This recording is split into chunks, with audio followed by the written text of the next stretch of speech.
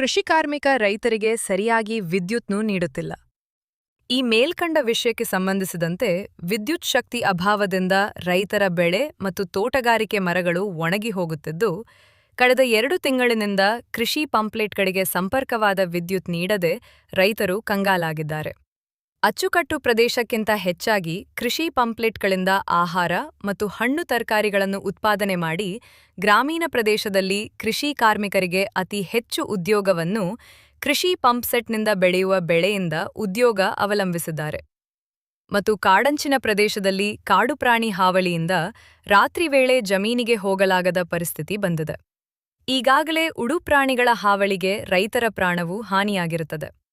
ಈ ಎಲ್ಲಾ ಸಮಸ್ಯೆಗಳಿಗೆ ವಿದ್ಯುತ್ ಶಕ್ತಿಯನ್ನು ರೈತರ ಪಂಪ್ಸೆಟ್ಗಳಿಗೆ ಸರ್ಕಾರದ ಆದೇಶದಂತೆ ಸುಮಾರು 7 ಗಂಟೆಯ ಸಮಯದಲ್ಲಿ ವಿದ್ಯುತ್ ನೀಡುತ್ತಿಲ್ಲ.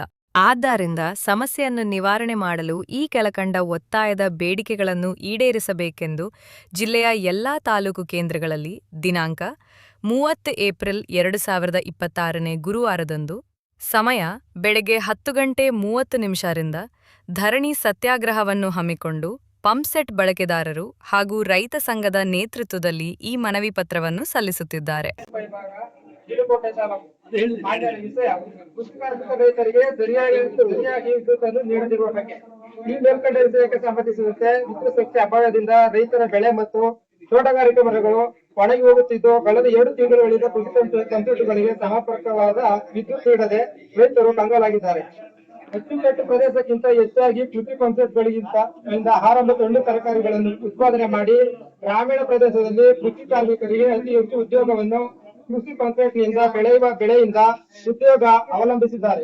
ಮತ್ತು ಕಾಡಂಚಿನ ಪ್ರದೇಶದಲ್ಲಿ ಕಾಡು ಪ್ರಾಣಿ ಹಾವಳಿಯಿಂದ ರಾತ್ರಿ ವೇಳೆ ಜಮೀನಿಗೆ ಹೋಗಲಾರದೆ ಪರಿಸ್ಥಿತಿ ಬಂದಿದೆ. ಈಗಾಗಲೇ ಕಾಡು ಪ್ರಾಣಿಗಳ ಹಾವಳಿಗೆ ರೈತರ ಪ್ರಾಣವು ಹಾನಿಯಾಗಿರುತ್ತದೆ. ಈ ಎಲ್ಲ ಸಮಸ್ಯೆಗಳಿಗೆ ವಿದ್ಯುತ್ ಶಕ್ತಿಯನ್ನು ರೈತರ ಪಂಪ್ಸೆಟ್ಗಳಿಗೆ ಸರ್ಕಾರದ ಆದೇಶದಂತೆ ಸುಮಾರು 7 ಗಂಟೆಯ ಸಮಯದಲ್ಲಿ ವಿದ್ಯುತ್ ನೀಡುತ್ತಿಲ್ಲ.